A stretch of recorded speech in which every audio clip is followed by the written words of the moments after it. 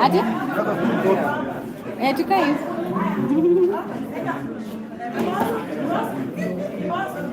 And to our guests who are in the gallery, please, I will request that we maintain the order that is supposed to be in the chambers, please.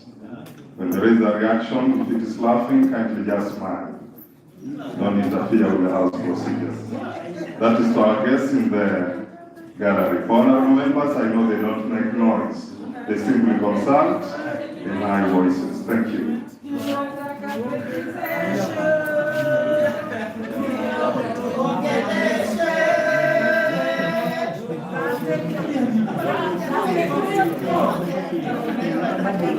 If you ask me about the mood of the house, I'll say the mood is pregnant.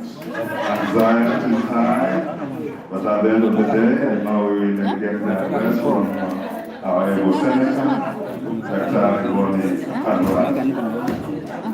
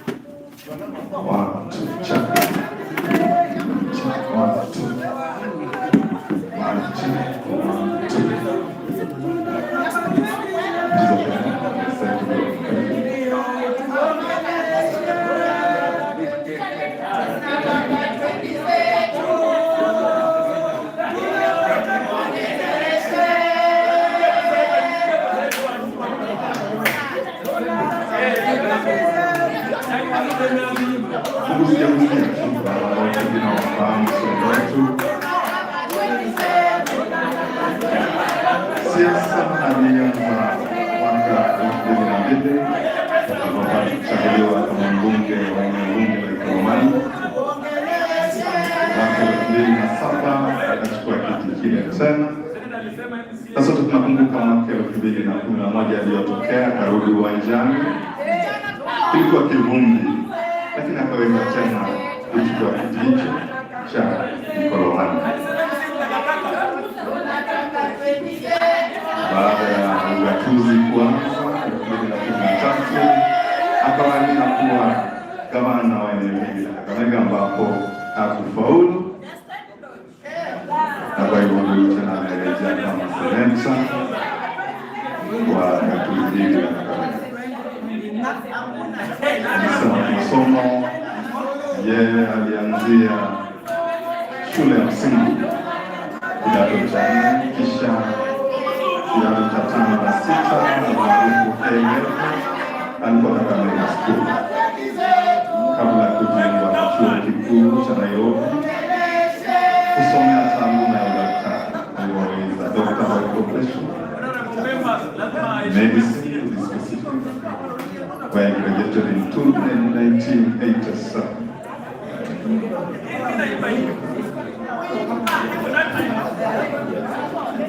He's a well-known politician in this country, having chaired the Committee on Public Accounts and Investment at Marufu Park at the National Assembly, both in the 9th Parliament and the 10th Parliament in this country.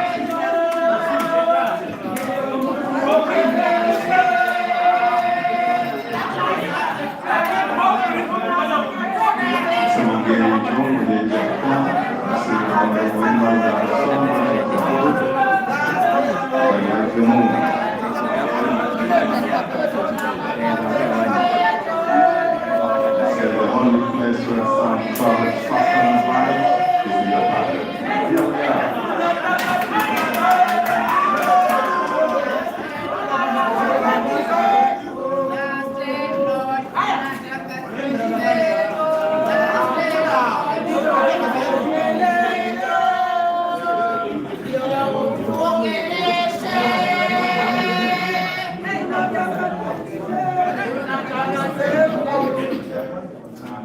They say it's only the Parliament where sound travels faster than light. And there we are.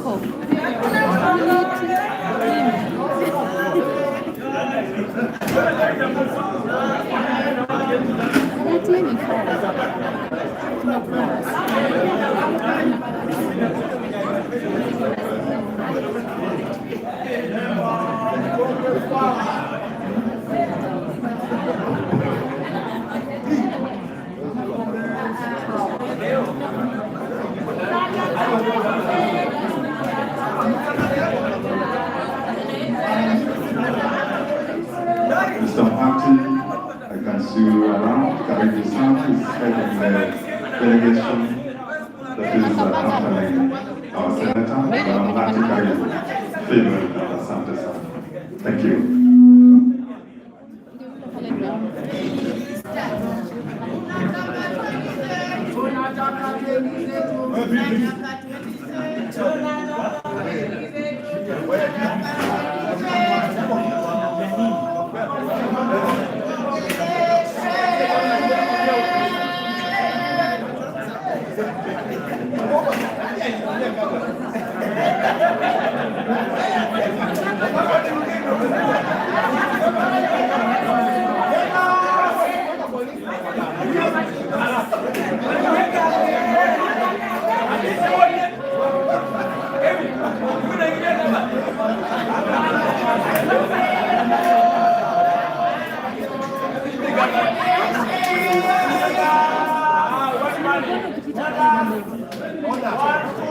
As you have said, I request you also the speaker to give me a signal so that we can go on the progress.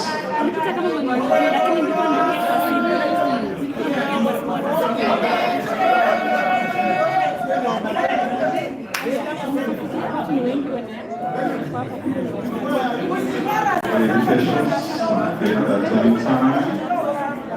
Our chief guests,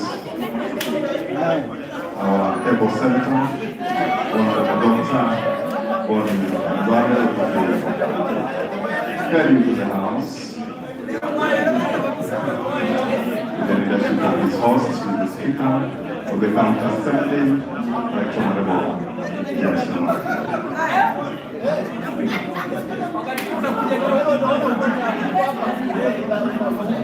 There we go.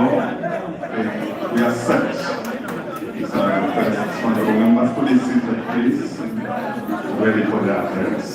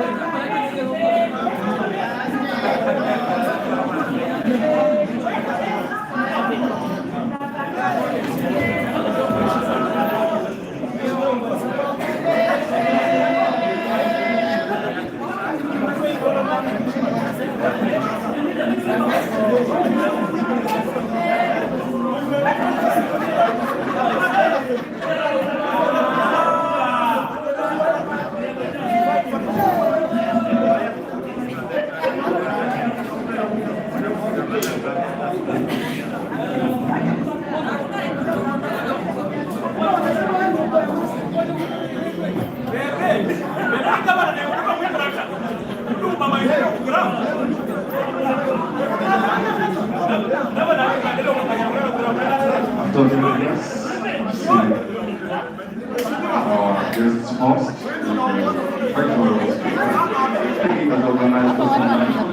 so thereafter, we'll have a group.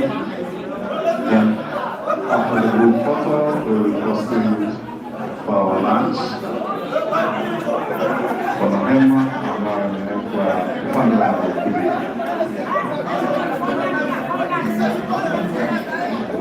for those who are the gathering, please, I will again remind you that on the right hand side is for the media. While the rest we are allowed to sit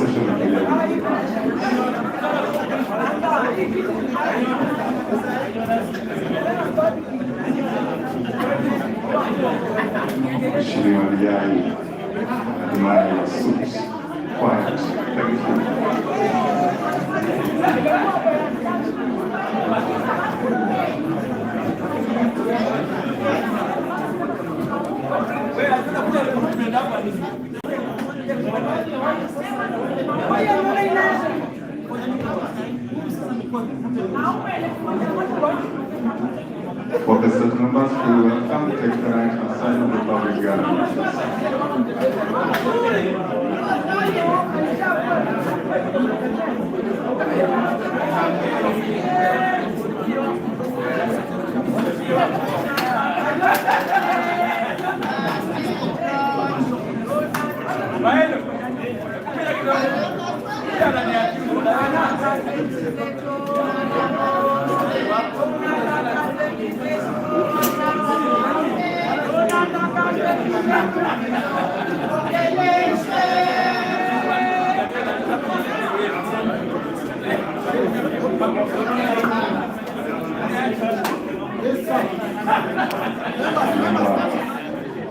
Mzee Hassan Mwinyi, the former president of the Republic of Tanzania, because he given the power to rule the country. Order. We don't mind to address the house.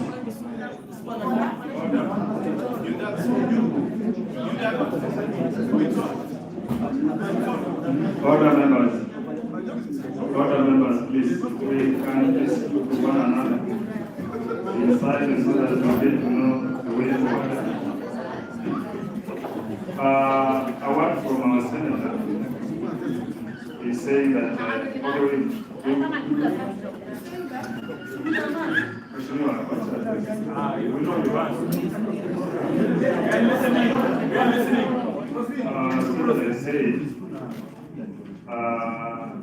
he has a claim of what you are saying. He's not that he's not aware of what you are saying. So just a minute. Why can't you let me finish? Why can't you let me finish?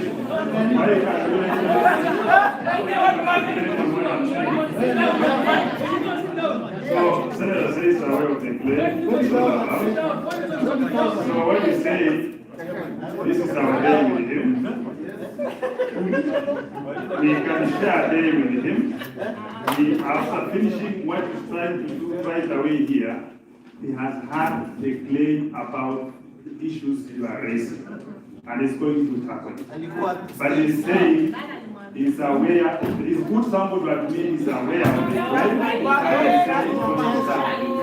So that is where we are. We are just trying to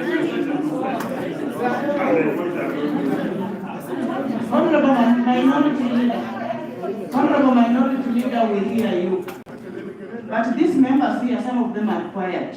When we left Stott Lodge, some of your party members told us, kila mtu akuje kwa milango yake. When we were here singing for the government, we wanted a mortgage, and that was welfare. We want to be respected by the senator. We want respect for the MCS. That is it. First and then the senator is on record abusing MCS. The senator is on record abusing MCS.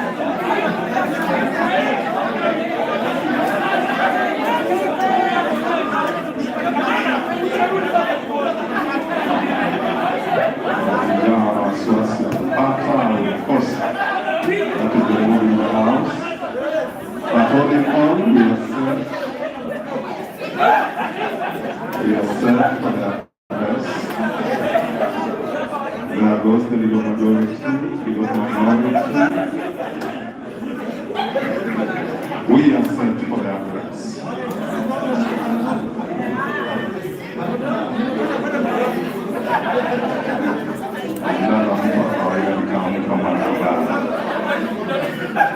We are sent to go for our members.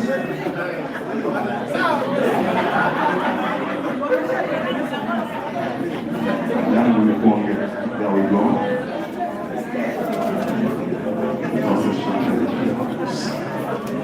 Thank you.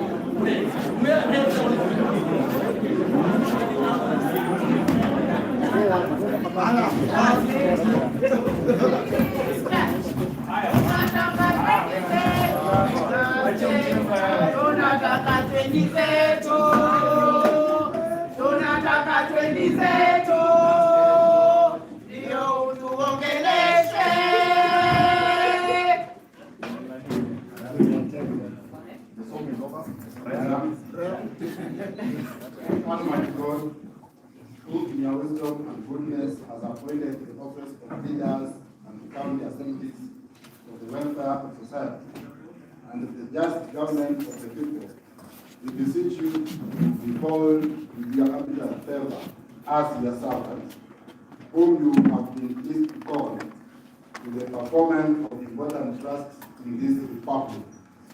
Let your blessings descend upon us here assembled, and grant that we treat and consider all matters that shall come under our deliberations in so just and faithful a manner to promote your honor and your glory, and to advance the peace, prosperity, and welfare of our counties and of those whose interests we have committed to our charge.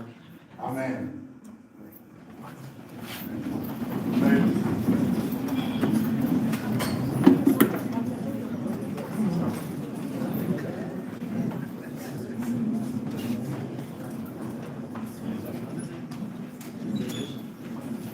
Mr. Speaker, sound the order paper number 12 of this Assembly second session dated today, Thursday, the 2nd of March, 2023 at 2:30 p.m.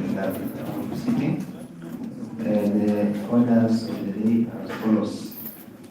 Communication from the chair, then the address from the Kakamega County Senator, and finally, Mr. Speaker, sir, adjournment of the sitting.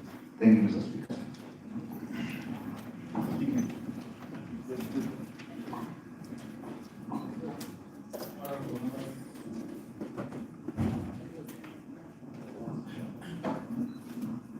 Honorable members, welcome to today's sitting on this Thursday afternoon, the 2nd day of March 2023. You may have noticed that we have a dignitary among us today, Honorable Dr. BONI KHALWALE, CDS.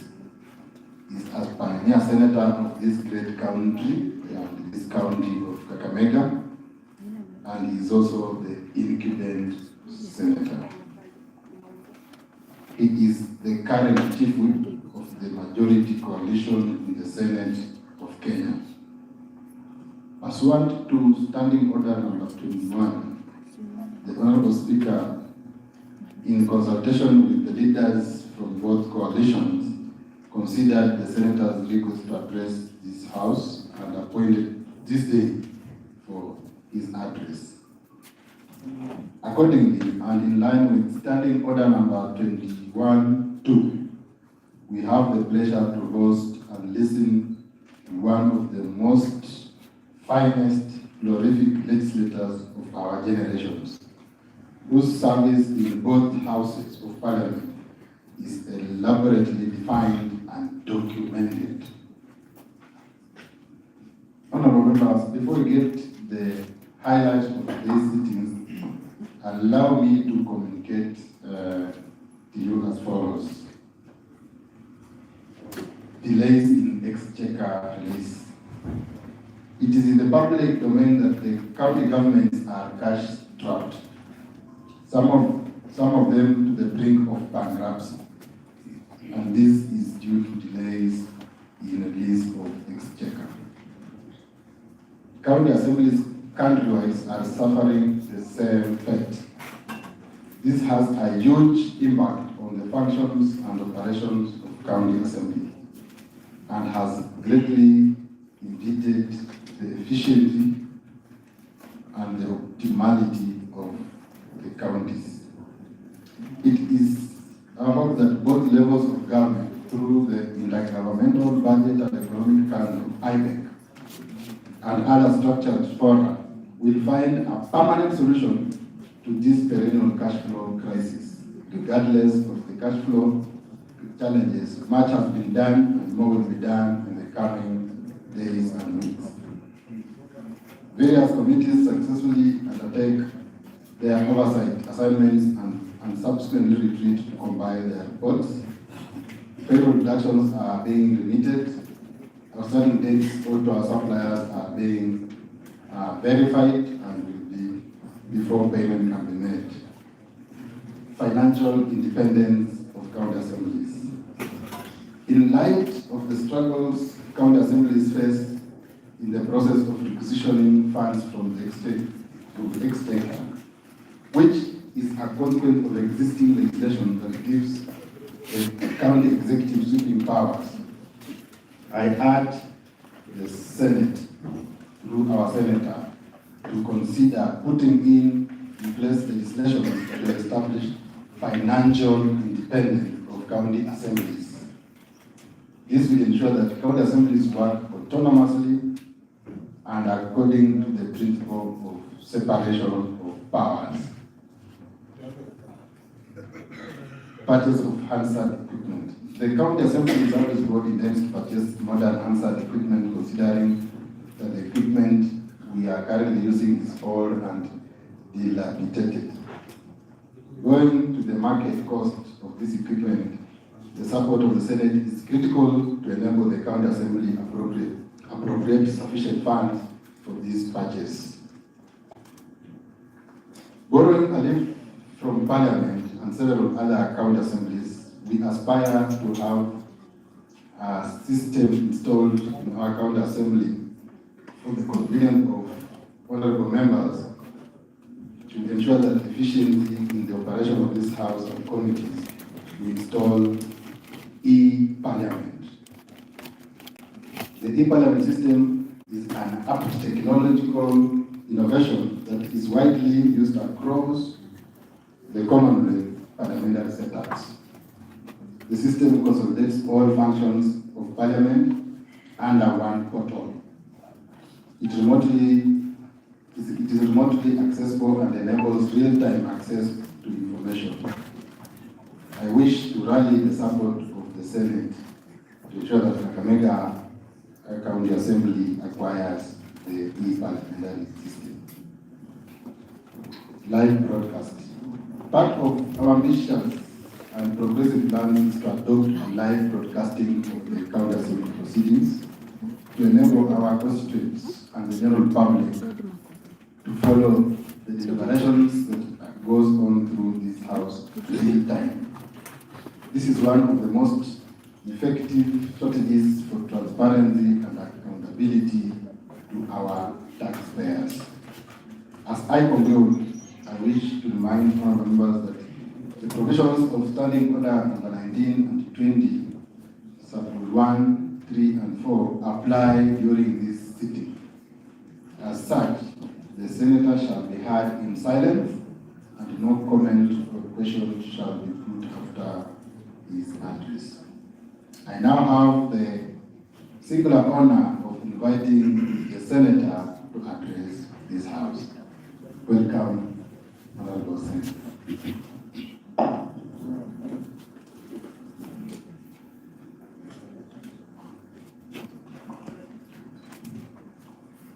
Thank you, Mr. Speaker.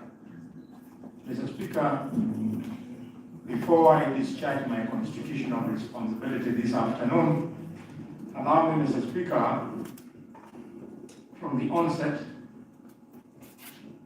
to request members to stand for 1 minute so that we remember one of us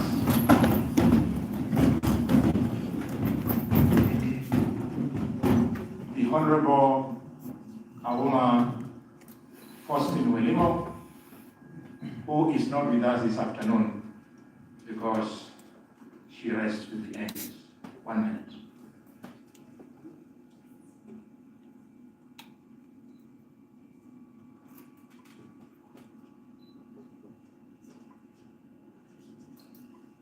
Thank you, members.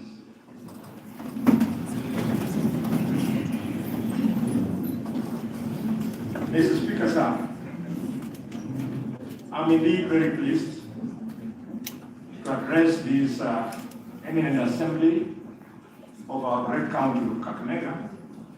This is being my inaugural address since the year 2022, when we successfully held the general election. This occasion, Mr. Speaker, affords me the opportunity as your Senator to share with you my thoughts and vision for our rich country. It also presents us with an opportunity to boost our collaboration between the Senate and the County Assembly of Kakamega, as well as the county executive, for the benefit of the people of this county. I'm therefore, Mr. Speaker, truly honored and humbled to address this distinguished assembly. Mr. Speaker, sir, permit me to recognize and appreciate the election of the Governor of Kakamega, His Excellency Fernandez Barasca. The the election of the Deputy Governor of Kakamega, His Excellency Ayub Sabula, the election of members of the county executive, and the election of all these honorable members who are this afternoon assembled here to listen to this speech. I wish to congratulate all of you for the big historical win that you took home. Mr. Speaker, sir, allow me to begin my remarks by as well congratulating you for being elected as the Speaker of the County Assembly of Kakamega. Honorable members, I know this is your baby. From today, I hope you leave this place knowing that the Speaker of the County Assembly of Kakamega is not your boss. He is your servant, and I want to encourage you to make him work for you. And he can only work for you if you respect him. When somebody respects you, nature is said that you always respect back.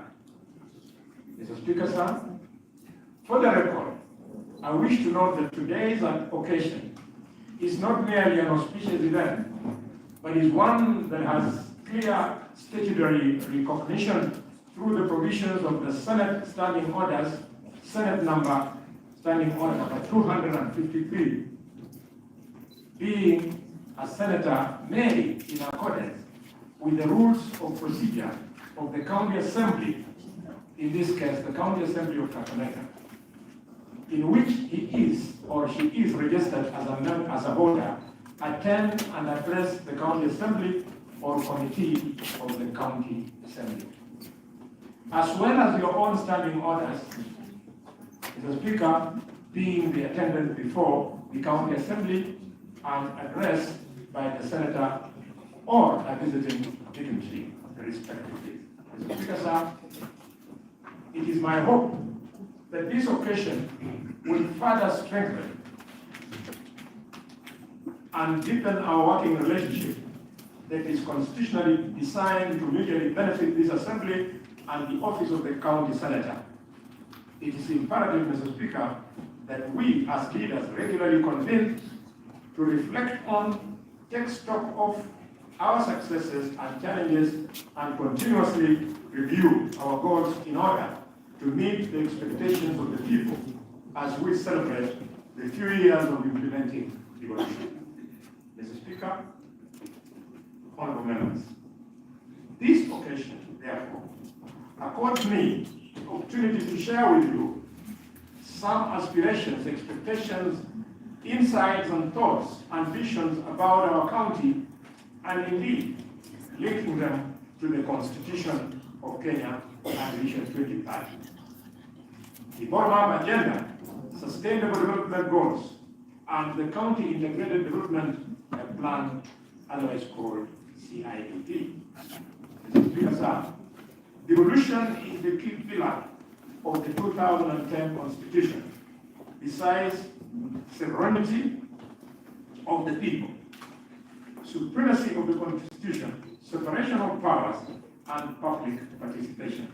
It is in fact the most fundamental pillar, having ushered in the new opportunities to mitigate against widespread underdevelopment, marginalization, and their attendant challenges that we are duly bound and must address as leaders elected to spearhead and oversee devolution in order to reap its intended fruits.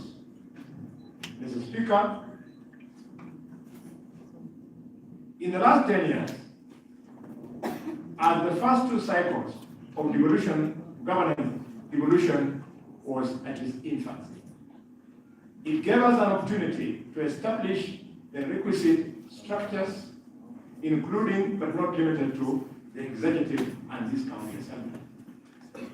In its third cycle, where we are today, Mr. Speaker, county assemblies are deemed to be starting from a point of advantage, especially knowing that in this house, we have members who are in the first house, second house, and now you're in this house. So you're starting on a stronger foot. Mr. Speaker, we hope that this will lead to building on efforts and experiences and first two assemblies and supported by a relatively experienced staff that have benefited from some capacity development and trained on matters related to effective functioning of these assemblies. Mr. Speaker, as elected leaders, me included, we must be alive to the reality that the infant stage of our devolution is now over. We have no excuse. The people of Kenya in general, and the people of Kakamega in particular, expect and want to see and feel tangible deliverables. That is what they expect. You can do anything else outside that framework, but young people, 21 years ago, when I started my journey, some of you are in primary school. I was where you are today. But I've built on experience to know that serving people is not easy.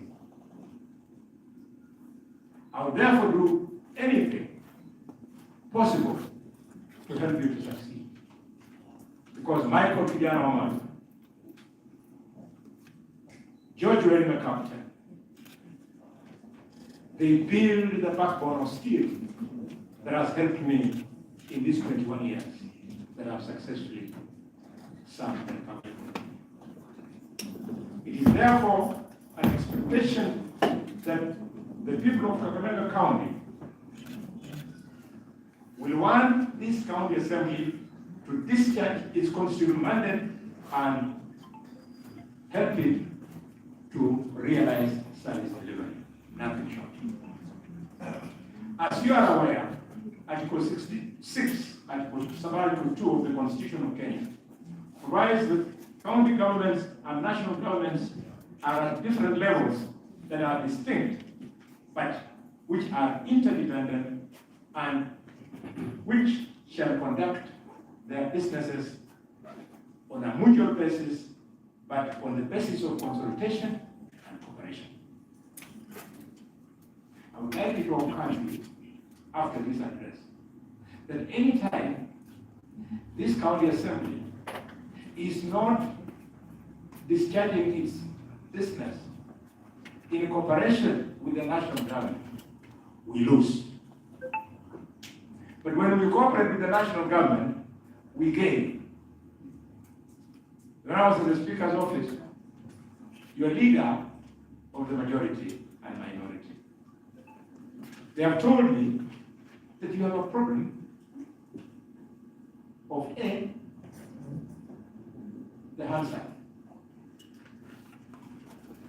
With the kind of money that I see coming into Kakamega County, and the way, Mr. Speaker, I see that budget being managed, I can very well assure you that if I don't do something about it,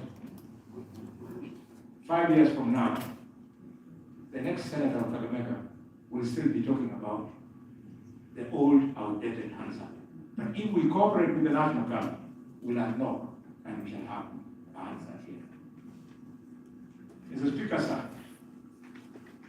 Article 96 of the Constitution clearly stipulates the role of the Senate. The Senate represents and serves to protect the interests of the counties and their county government. It participates in passing legislation concerning counties and determines the allocation of national revenue amongst counties. In addition, the Senate plays a pivotal role in determining the allocation of national revenue and oversight over the same between the two levels of government through enactment of the annual division of revenue bill and amongst counties through the county allocation of revenue bill, as well as the County Additional Allocation of Revenue Act.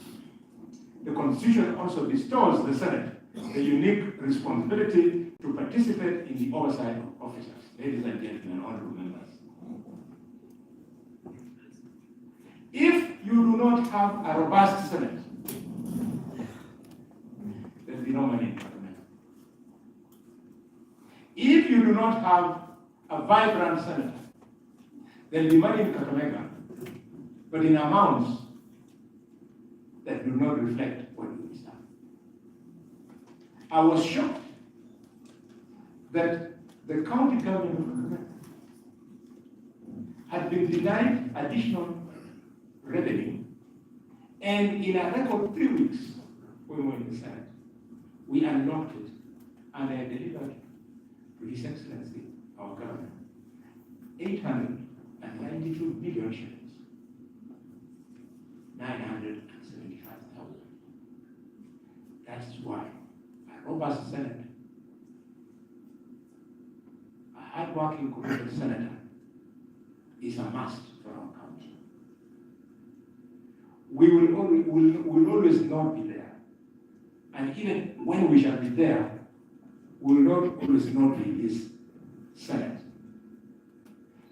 May it occur to you that just like Malala sat where you are and he became a senator, you can become a senator and much more.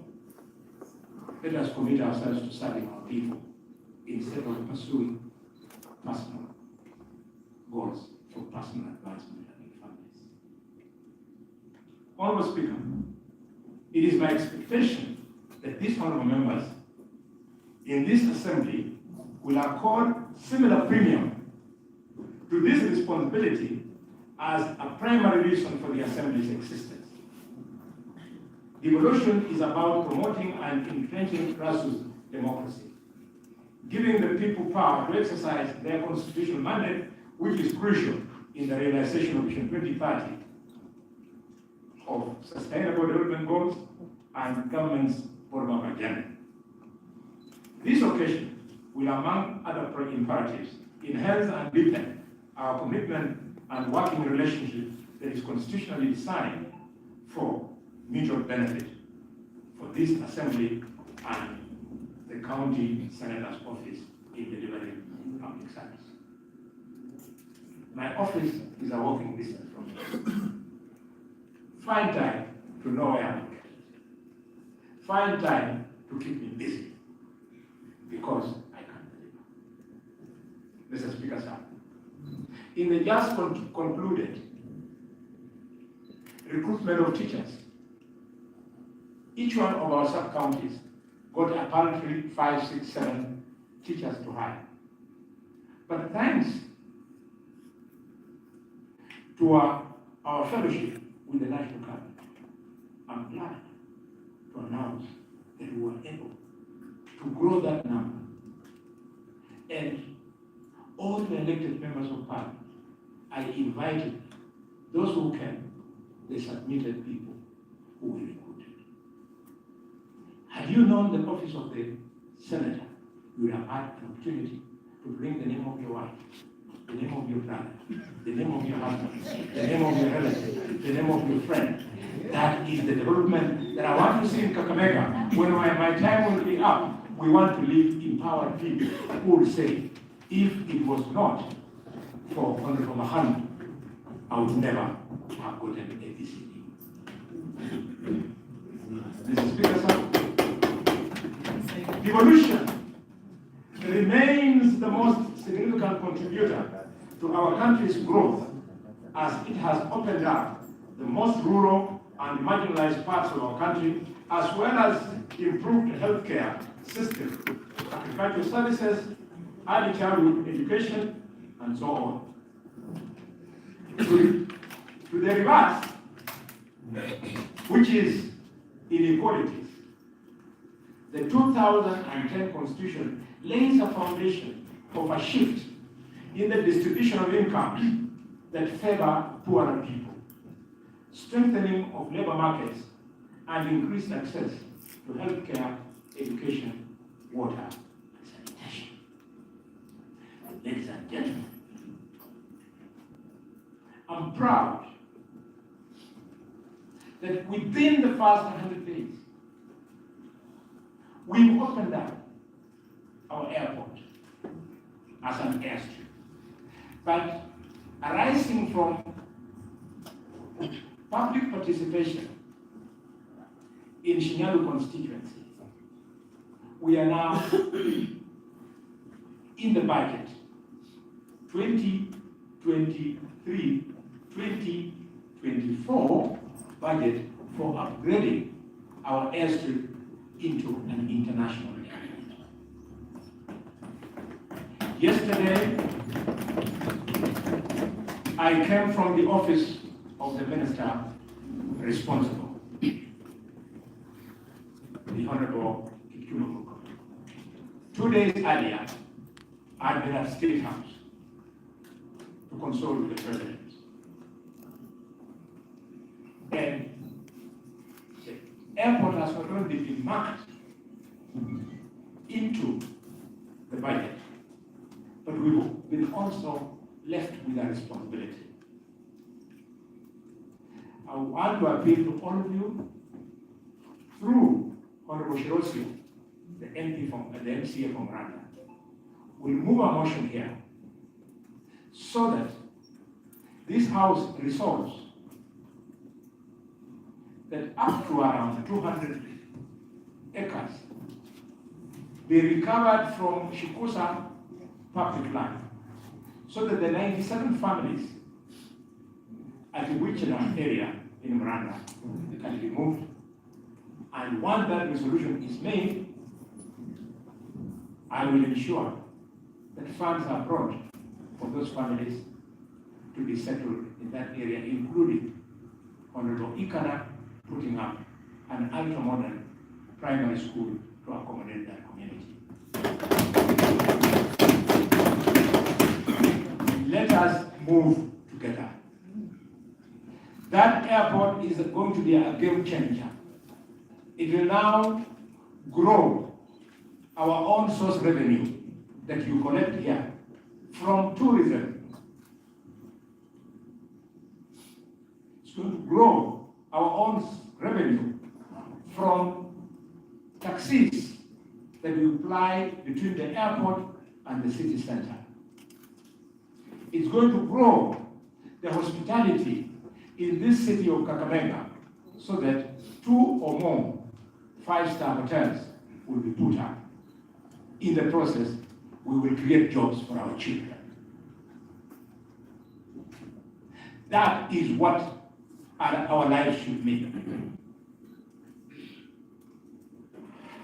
We cannot, honorable members, be still hoping to become rich by relying on maize from Lugari and Likuyani and sugarcane from Mumias, knowing very well that the land that used to produce milk and maize in Lugari has since been subdivided into portions that cannot make serious contribution to the economy. We've got to be innovative. I'm glad, ladies and gentlemen, that in the same 100 days, the beautiful idea by Governor Parry of starting this huge hospital has now been taken over by the national government, and the president has not only accepted and has become the chancellor of Masinde Muliro University of Kakamega, but he has also commissioned so that our hospital becomes a teaching and referral hospital run by the University of Masinde Muliro School of Medicine. And the county government of Kakamega, never again shall our people die in Eldoret. If they must die, let them die at home in our own teaching and referral. Ladies and gentlemen, I'm not the best, but there are some few things you can copy from me. Please, copy from me. I believe that there is a difference between what is ours and what is mine. We have a lot of prime land here, which is owned by crooks. They call it theirs when it is actually public land. The president has decreed anybody in this city of Kakamega who is on land which is not ancestral, or which he cannot explain how he got it, that land, we are taking it away from him and giving it to investors to invest to create opportunities. I'm inviting all of you to join me in this journey. It's a beautiful journey. Oparanya had good ideas, but probably the county assembly didn't move with him. If he had moved with him, ladies and gentlemen, Uhuru Stadium would today be complete. It's not. If you had moved with him, Shamahu Hospital in Shinyanga would be complete. It's not. If, I'm not saying you, I'm saying the previous assemblies, if you had moved with him, today, Kakamega market would be complete. Today, Mumias Hospital, which ended up being an institution for COVID patients, would be complete. Ladies and gentlemen, it takes men and women who love the poor to change communities. And you are the people. I'm going to free you from being captives of Barasa. I'm going to free you from being captives of the executive. Money for the assembly will start going into your account. Because when it goes into the account of the governor, he then says this money which was meant for travel for the county assemblies is not being used on a prime issue. Let us reallocate the money. Traveling of honorable members is important. Yes. It opens you. You know more. You realize how lucky you are compared, for example, other counties and other countries. Mr. Speaker, sir, Article 202, Article 1 of the Constitution provides that the revenue raised nationally shall be shared equitably among the national and county governments. The Senate divides these national revenues among governments and amongst county governments through the County Allocation of Revenue Act and the county government through Additional Allocation Act. Article 202, Subarticle 2, further states that counties may be given additional allocations from the national government share of revenue, either conditionally or unconditionally. That one, if while you'll be discussing this speech, if the speaker allows you, I want you to hold me to account. Because in my first 5 years as your senator, money was hitting the account in Kakamega at or on the 15th day of the month. When I saw governors now carry tweets and started walking demanding that Hakiyetu, I knew Senate had died. We must go back to where Senator Oparanya was sitting in Kakamega, knowing that money is hitting the account.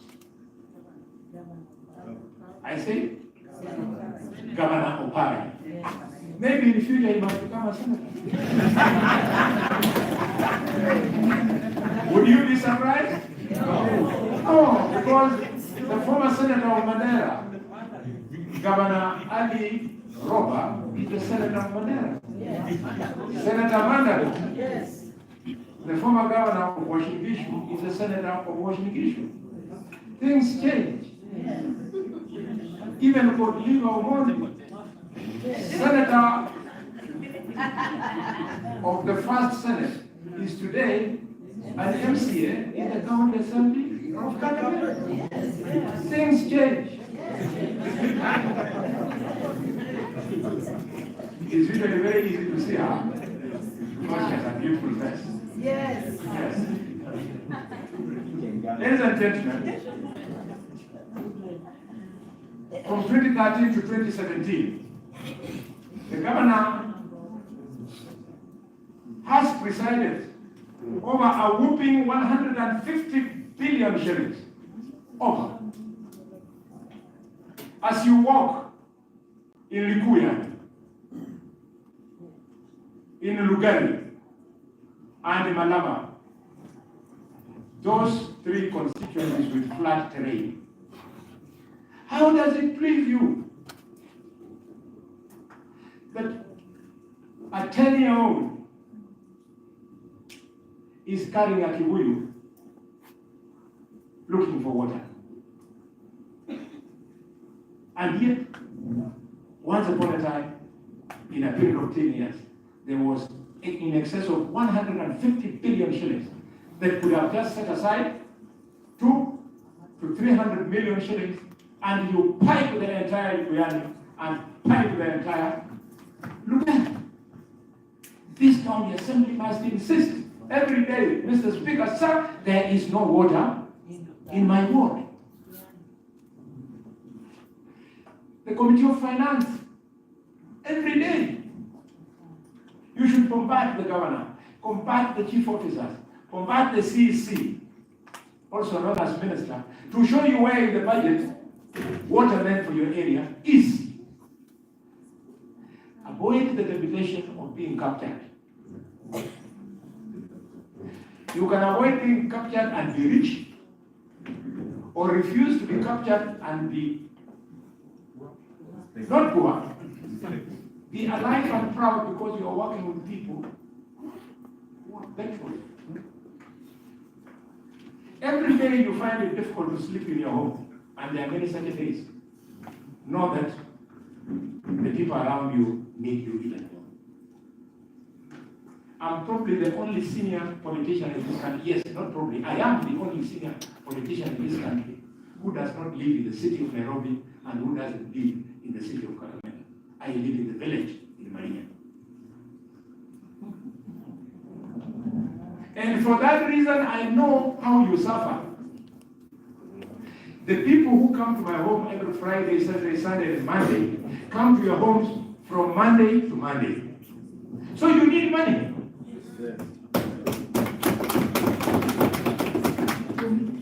Mr. Speaker, sir, allow me to break a cardinal rule of parliament that you don't mix cards. But this is a rare occasion. Wakati unakubali kubango, wakikupanga, ya? Wanakupanga kwa siku moja, pengine mnaenda kwa hafla fulani. Then the balance of the 6 days, you're stuck with those villagers. Wakikupanga, you forget that they are having 150 billion shillings that would have helped you people. Let us move together. I'm not a threat to you. I'm not a threat to any Luya politician. That's why I stood down my ambition to run for Senate, for governor, and allowed a youth to have a chance. Because I'm not greedy for power. I believe I can serve in office of governor, office of senator, and yes, office of the deputy president, and office of the president of Kenya. Because I'm competent. But that does not mean you make it look like it's a matter of life and death. It lies my Let others step forward if they will do it for us. Young people, it's my Kijana mother who taught me that in politics, when you walk behind somebody, when you step back and walk behind somebody, you are stronger than that person who is ahead of you. Ask him how. He told me, now when you are ready, you want to take over.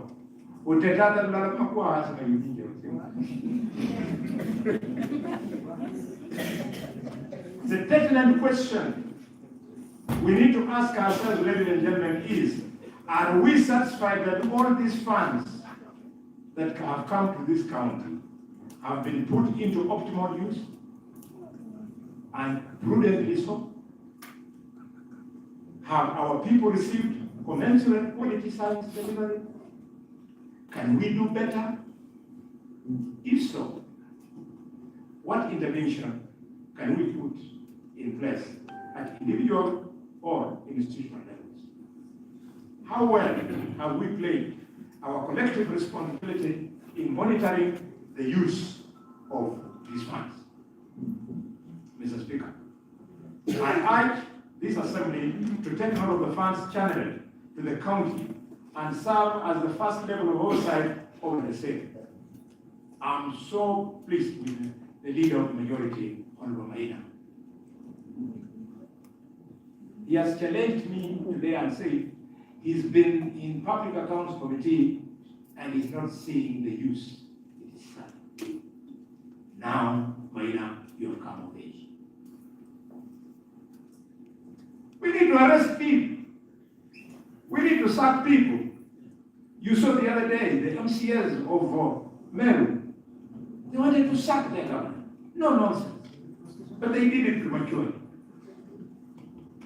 Once you have that aura, hata kama mtu anataka kupanga, hata kupanga na 10, hata kupanga na 20, they'll think twice. Hata kupanga vizuri. I ask this assembly, ladies and gentlemen,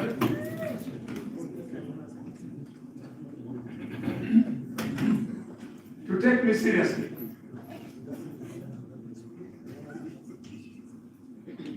It is in the Bible, Mr. Speaker, where we are told that a prophet is not always acknowledged at home. I urge you, young people, take advantage of my capabilities, of the respect I enjoy in this country, of the latitude that I have, so that we develop a bit faster as a Kakamega County. If we put a little bit more pressure on Governor Brasa, he will lose weight, the blood pressure will go up a little bit, he will start swallowing antacids, and in the process, development will be at the doorstep. And he doesn't have to be your enemy. Why? You do not have to insult him. He's your brother. But you must know when to ask why, how, what, and what for. Mr. Speaker, Article 209 of the Constitution empowers county governments to raise revenue by imposing taxes in specific circumstances, but unfortunately, most county governments, including Kakamega County, have not been able to attain yearly revenue targets. This has led to the situation where counties become heavily or solely dependent on the allocation from its share of the national government revenue. Cases of pending bills continue to be witnessed as a result of revenue shortfalls. The county assembly must know exactly what is realized as on-source revenue reported in Kakamega as a paltry 1,230,000,000. Kakamega is not Russia. Kakamega is not Boma. Kakamega is not Bihika. Kakamega is not Kitale. Kakamega is the commercial capital of the Albians. It must at any one time raise not less than 2.5 billion shillings. The money is raised, but what wanagawana? They don't report. They don't report the revenue that is collected. And if this county assembly is not going to ask those questions of what, why, and how, and what for, people will continue becoming richer and richer. When you'll be discussing my speech, if you do, I want one of you to put on record the salary of a CEC, and the salary of a chief of staff, and the salary of the PA of the government. Pesa kidogo, lakini wanafanya vitu vikubwa. Vikubwa sana. Hiyo pesa ya kufanya vitu vikubwa ndio hii on source revenue. Stand up. Watitwa. Stand up. I'm using Watitwa because he's one honorable member who has sacrificed some of his personal resources to do little things for our people. Before you use yours, also make sure on-source revenue is used.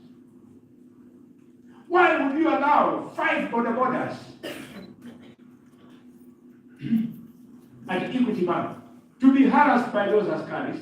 They collect, they take away the big piggies, They follow them, each one gives 3,000, that is 15,000. And the guy uses that money in the evening to go and tune guns. It should pain you. It should pain you. My personal assistant, not personal assistant, my assistant manager, office manager, last week, he punched an askari who was arresting a reporter. So quickly, he was arrested. And when the commander was told the story, the askari has been punished. Mr. Speaker, as an assembly, honorable members, you need to interrogate the draft Treasury proposed county enhancement revenue policy, which is meant to help county governments enhance own source revenue. In addition, you need to re-examine the revenue potential estimates proposal made by CC Finance on whether the estimates presented to the Assembly are realistic and why we have not been able to realize set revenue targets. You also need to examine pending bills to establish the veracity and help clearing of these pending bills. Which goes to Kakamega. We know that our 3 brothers died out of heart attack because of pending bills. Some of you, I was with you in their burials in Mumias. They had borrowed, they had delivered services, they were not paid, the banks came onto them, and they died one by one. So, this county assembly must establish what are the pending bills. Why are we not paying the people?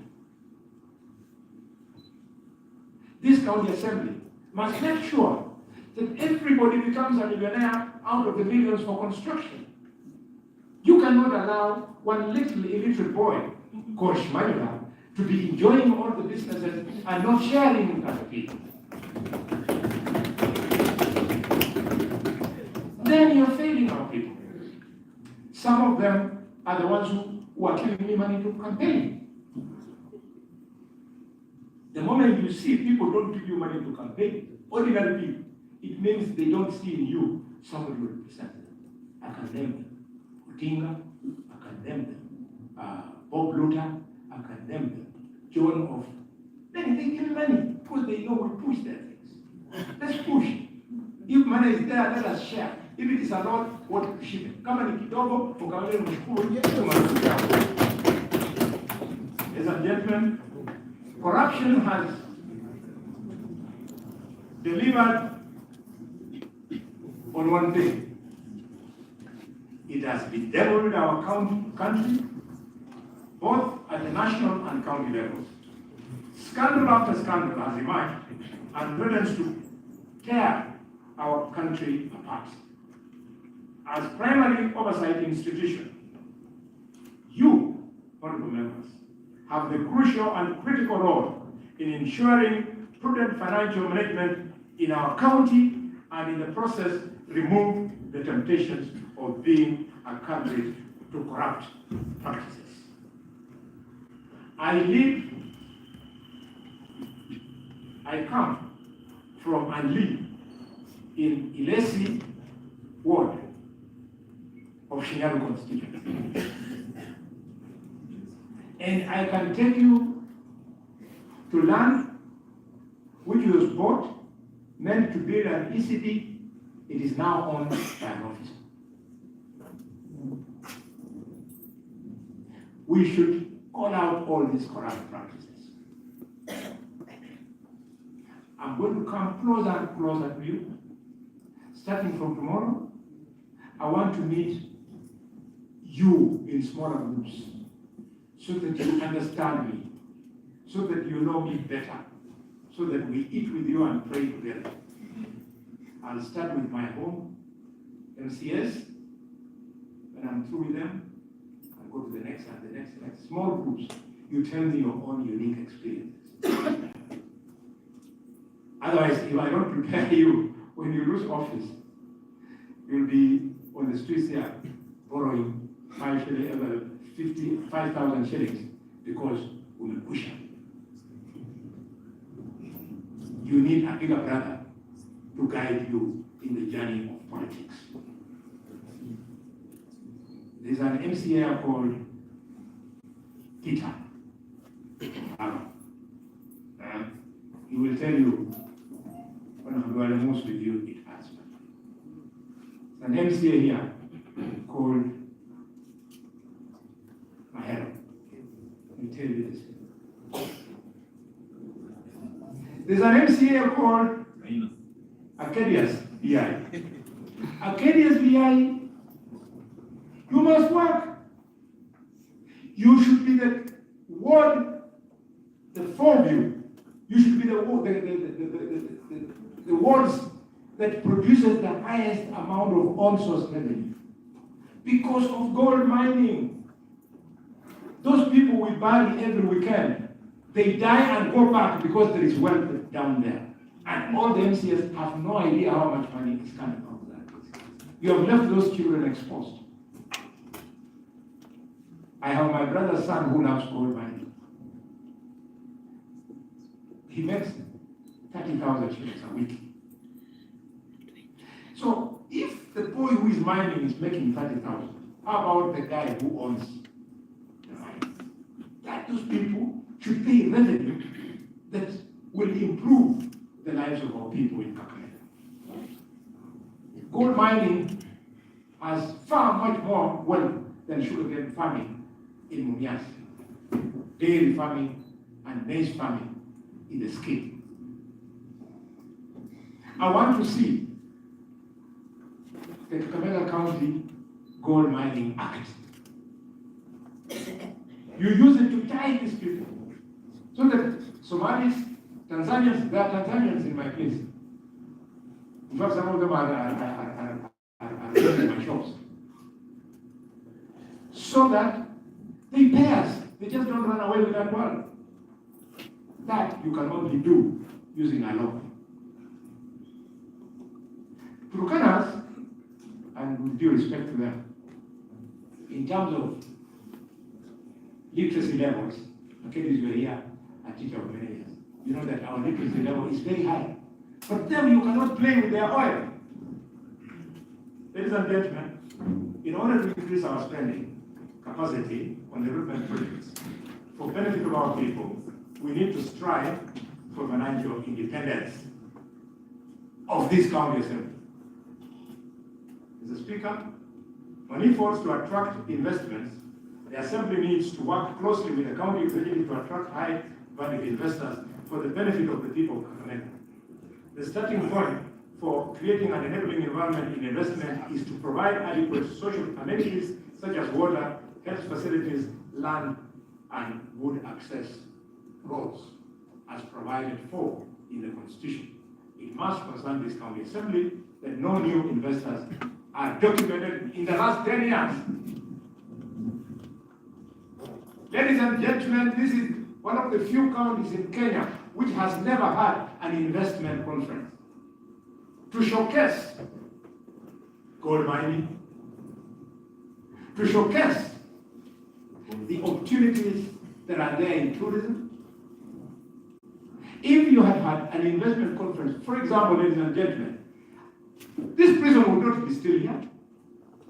An investor will come, build more hostels for this prison in Shibuya, and instead we allow you to put here a 5-star hotel. But it is still there. Or we can make it a commercial center. This assembly must make a resolution that this prison should leave city center and go to Shibuya, so that we open it up for investment. Ladies and gentlemen, I urge honorable members of this House to take the lead in interrogation and review of county integrated development plan. Kakamega County is one of those regions considered as the food granary of Kenya, with our main produce being maize from Lugari, Likuyani, and Malaba, parts of Shinyadu, and Mutao in Ekoromani. You must specifically support this. Oparanya, Governor, His Excellency had wonderful ideas about subsidized fertilizer. You all know, Honorable Juas, that when you went to a shop in Shahidi, you would find somebody selling that fertilizer. So the governor doing it alone, he cannot succeed. We must all work as a team. Ladies and gentlemen, initiatives aimed at reducing the post-harvest losses require your support. Efforts aimed at capacity building and financing, cultivating a good working relationship between yourselves and the county executive arm in investing heavily in securing our water towers and riparian ecosystems to harvest and sustainably exploit the potential of our diverse water resources are vital. I was surprised that UNDP and His Excellency the President commissioned a project of 117 kilometers of electric fence around Kakamega forest. And you guys were not there. I was shocked. The only MCs who were there were, I think it was Shirosio, yes, Kwako. Kwako, you were there, isn't it? No. Wait, I saw it. Then I saw Chief Kejero, and so the local MCs. That forest is the reason why we are having rains today when the rest of the country is dry. That forest is a gold mine. We must protect the water towers, and I've told the President that that initiative should not stop there. We should go and fence Lugari Forest. We should go and fence Malama Forest. We should go and fence Bunyana Forest. We should go to Wisero and fence the forest on Mount Nisango. It is Nisango in Wisero, and in Dago we call it Shiakure. So that we protect our water towers, we do not have drought in this area. Ladies and gentlemen, I have no doubt that this assembly can protect our farmers on the so-called post-harvest losses. If this assembly makes up its mind, push the governor puts up an investment conference, investors will put here a maize milling plant. That will cut the post-harvest losses by 90%. I also propose that this county engages with the national government on how to ensure natural resources available in a county are harnessed for the benefit of the economy. The county should streamline and mainstream the activities of artisanal miners, mainly gold mining, as I say in Kormani. As much as it is paramount that emphasize my role as Senator in lobbying for increased share of revenue allocation to Kakamega County, it is equally important by the same breath to highlight the role of the Senate under Article 96, Article 2, 3, to exercise oversight over the national revenue allocated to these county governments. This is a role I solemnly take. Many counties, including Kakamega County, accumulated massive debts in form of unpaid bills, most of which are owed to micro, small, and medium enterprises, owned by vulnerable women, youth, and people living with disabilities. They rely on us. That's why they vote for us.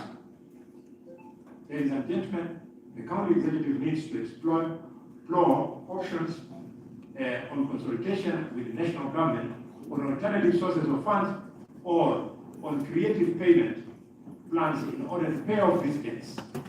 Being aware of its impact on local businesses, I intend to firmly perform my constitutional responsibility of exercising effective oversight over the administration of revenue allocated to Kakamega County. You should know that under the Public Finance Management Act, aka PFM, there can be nothing like attending to, because governors are supposed to only implement projects for which they have a budget. The moment a project starts being implemented and you see a pending bill, it means the money in the budget, which was meant to pay that contractor, imeenda kwa story ingine ya kibinafsi, either the CEC or the government. You must protect our contractors. I hear some of you don't like them because they will be your competitors in 2027. This assembly is constitutionally mandated and empowered to exercise oversight over the function of the county executive, including its organs, and also to exercise oversight over county spending by approving the county budget and expenditure. And this exercise does not simply end with going through some accounting books and annual or periodic audits. Mr. Speaker, these are duties and responsibility explicitly stipulated in Article 185 of the Constitution of Kenya and Section 8 of the County Governments Act. I emphasize this role not because the honorable members who are here are not aware of it, but because it is a critical duty that is particularly important for creating an environment of transparency and accountability in the administration of county funds. Budget tracking by requiring periodic progress and evaluation reports in project and program implementation is important and necessary. I want to see the Committee of Agriculture in Tumbeli trying to find out why is the milk plant not up and going. I want to see the Committee of Sports at Uhuru Stadium. I was there recently, and we pushed them a little bit. They put the project for us. Mr. Speaker, sir, I pledge my support to this assembly in this regard, and I put at your disposal my office so that we can collaborate and work together in ensuring that our people's resources are utilized solely for the purposes contemplated in law, and that there is accountability and transparency in the process. Entrenching good governance in public service requires selfless effort and determination by leaders, as well as patriotism and sense of obligation by citizens. In politics, the voters often long for virtuous qualities such as truthfulness that goes beyond words. A government that truly represents its people will require a different kind of politics that reflect our lives. In essence, we must do things differently from the years gone by if we are to make that difference in the lives of the people of Kakamega. May I also take this opportunity to urge members of this public, members of the public, to exercise their rights under Article 119 of the Constitution to petition the Senate on any matter regarding the operations of county government in general. Members of the County Assembly too can do so individually or as a group and petition me or petition the Senate in the same way. It is my hope that vigorous engagement with the public will enhance public participation in management of the affairs of the county, which underpins, Mr. Speaker, our Constitution. Finally, but not least, Mr. Speaker, I urge honorable members here present to work closely with the Senate as you build necessary capacity to discharge your mandate. The Senate committees are willing and ready to work with your committees and share skills and information as appropriate. Mr. Speaker, sir, I feel truly privileged and honored for this opportunity to address you, our distinguished assembly. I hope this marks the beginning of an effective collaboration between me and you, between this county assembly and the Senate and the national government, and a dedicated service to the people of Kakamega County. I table this speech for further deliberation by the assembly. I thank you all.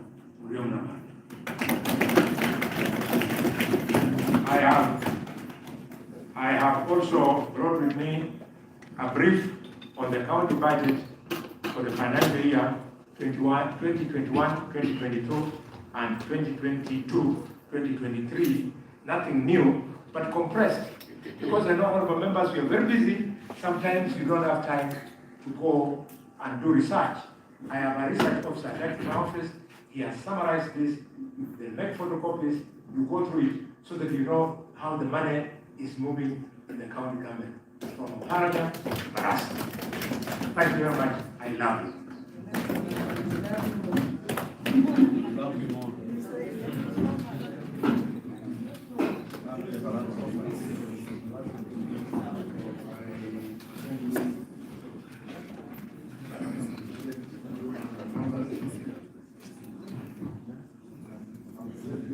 Members, for your patience during the Senator's address.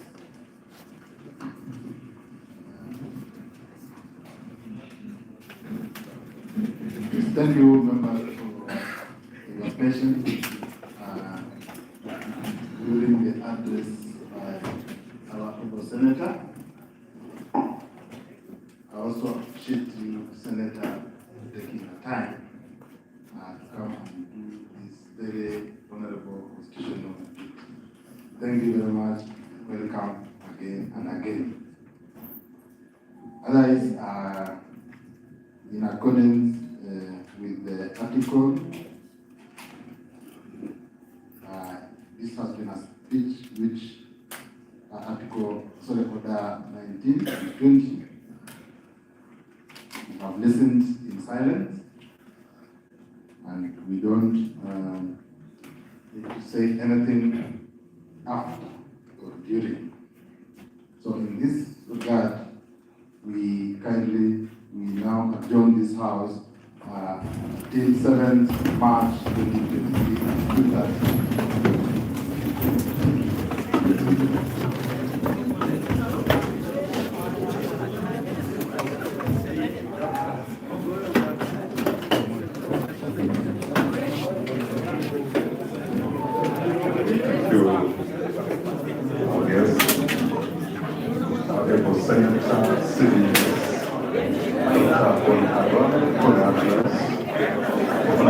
I request that as the procession heads to the Speaker's office, we may come on the photo session, just outside the chambers, and then we shall have our line, please.